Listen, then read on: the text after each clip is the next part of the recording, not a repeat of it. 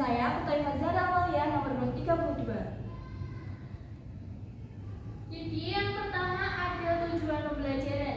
Yang pertama itu ada mengetahui asal-usul dari kota Padang. Kemudian kedua ada makanan khas dengan keunikannya masing-masing. Kemudian yang ketiga ada pakaian adat. Yang keempat ada kesenian daerah. Dan yang terakhir ada kebiasaan daerah. Oke, lanjut. Yaitu pertama ada asal-usul kota Padang. Jadi, Kota Padang merupakan ibu kota provinsi Sumatera Barat yang sejak dulu berkembang sebagai kawasan pesisir dan pelabuhan penting di pantai barat Sumatera. Nama Padang dipercaya berasal dari hamparan padang luas di sekitar muara sungai tempat masyarakat Minangkabau pertama kali bermukim. Selanjutnya di sini ada makanan khas. Yang pertama itu ada sate Padang. Sate di Padang itu tidak menggunakan kecap ataupun bumbu kacang, tetapi menggunakan bumbu khas Padangnya itu sendiri. Dan yang kedua itu ada nasi Padang. Nasi Padang di sini tuh pasti kita banyak ketemu juga di jalan-jalan. Dan juga itu adalah ikon kuliner Indonesia yang bisa ditemukan di mana saja. Kombinasi rasanya itu identik dengan rasa santan, kuah yang kental, bumbu rempah yang tajam, serta rasa gurih dan pedas. Dan untuk harganya sendiri itu lumayan terjangkau. Untuk harga kayak kita mau beli untuk harga pelajar.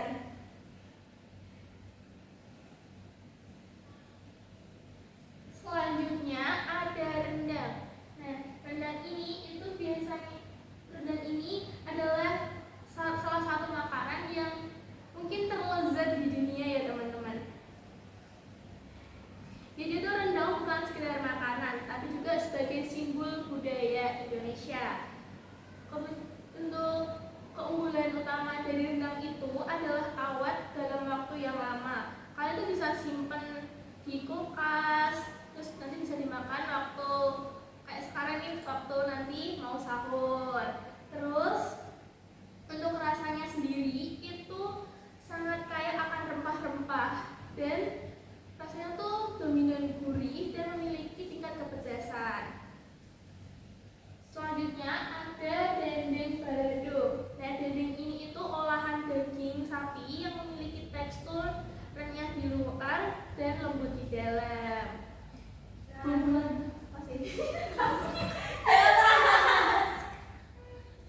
Merah dan pedas.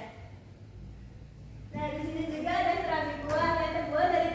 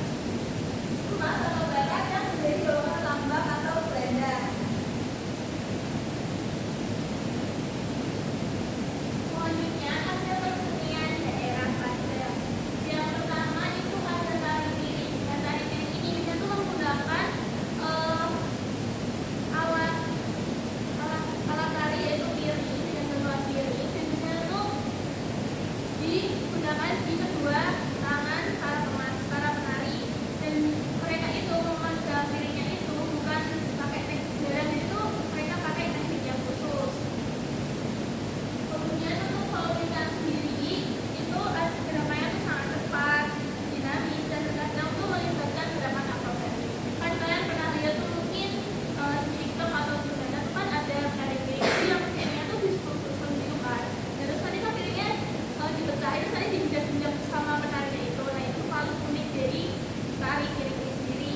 Biasanya juga itu kan ada di daerah Padang sendiri, terus di acara adat itu lah pokoknya, kayak di Semarang tuh namanya apa ya, kondangan, kayak seperti kondangan itu loh, Iya, resepsinya itu.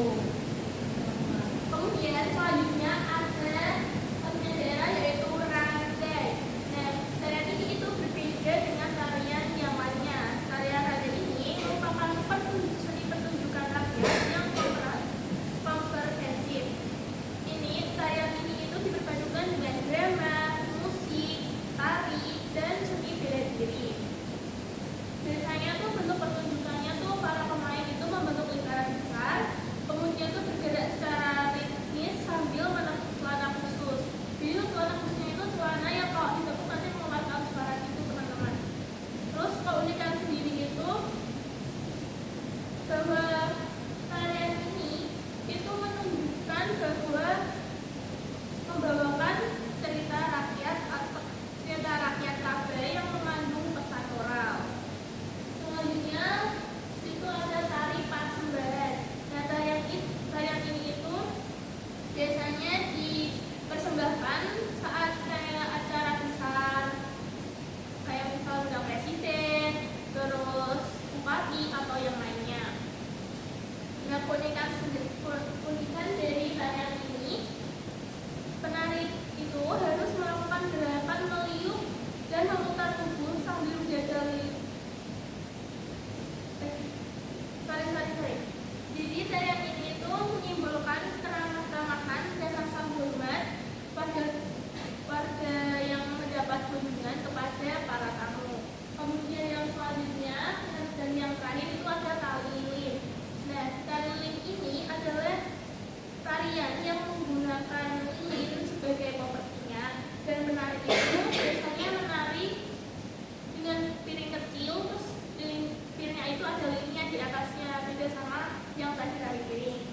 Nah, keunikannya sendiri itu penari lilin itu harus melakukan gerakan meliuk dan memutar tubuh sambil menjaga lilin agar tetap menyala. Oke, baik. Selanjutnya ada kebiasaan daerah Kota Padang. Kebiasaan ada di Padang atau Minangkabau termasuk kental dengan sistem matriarkal atau filosofi, yaitu ada dasar syarat dasar kita dua. Nah, salah satunya ada makan berjaba. Itu tuh tradisi makan bersama, duduk melihat dalam kelompok kecil gitu. Kayak kalau di Semarang tuh contohnya bacaan kayak gitu. Jadi tuh makan bersama tuh di tengah-tengahnya tuh ada kayak makanan gitu. Nah, selanjutnya ada tradisi merantu.